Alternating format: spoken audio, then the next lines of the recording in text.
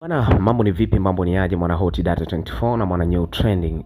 Issue ambayo nimekusogezea leo bwana ni sababu muhimu ambazo zimekuwa zikimfanya Diamond Platnumz bwana kuendelea kumpenda sana Zuchu, na Zuchu pia kuendelea kujikuta kwa maana izidi kuingia kwenye huba na Diamond Platnumz, mpaka wengi wanampatia jina la King'ang'a, akiwepo Mange Kimambe ambaye ni muasisi mkuu.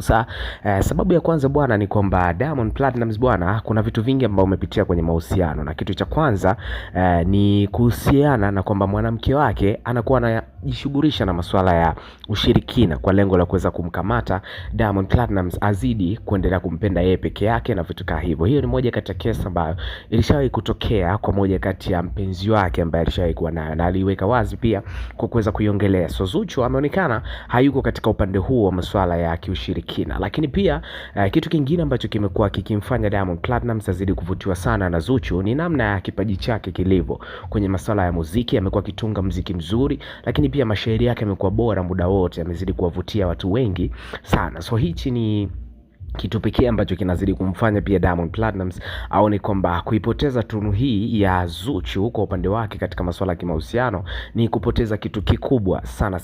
Lakini sababu nyingine ambayo inazidi kumfanya Diamond Platnumz azidi kumpenda sana Zuchu ni namna ambavyo Zuchu amekuwa akionyesha uking'ang'a kwake, yani namna ambavyo amekuwa akimng'ang'ania kwa asilimia kubwa sana. Tumeona kuna zawadi mbalimbali ambazo amekuwa akimpatia. Hivi juzi tumeweza kuona saa amemletea Diamond Platnumz, lakini pia tumeweza kuona pia ameweza kupiga kile kigoma kwa kuweza kumsema Rita na vitu kama hivyo. Hizo ni itikadi zote zinaonyesha jinsi gani ambavyo anapigania penzi lake kwa asilimia kubwa sana. Hizo ni sababu ambazo zinaonyesha namna gani ambavyo Diamond Platnumz anazidi kumpenda Zuchu dhidi ya wanawake wengine ambao anakuwa anakutana nazo.